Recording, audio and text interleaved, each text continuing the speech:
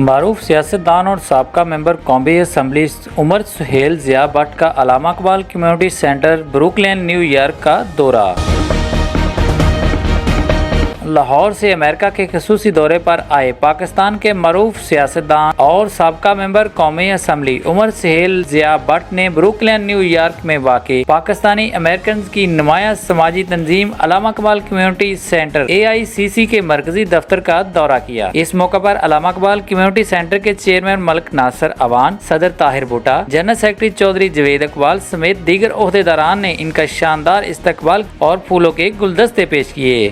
ملک ناصر اوان نے عمر سہیل ضیاء بٹ کے والد سہیل ضیاء بٹ سے اپنے درینہ مراسم کا ذکر کرتے ہوئے ان کو خوش آمدید کہا۔ بعد ازاں طاہر بھٹا، چودھری جوید اقبال اور فخر پاکستان علامہ مشتاق احمد کمبو محمدی ملائی نے اپنے خیالات کا اظہار کیا۔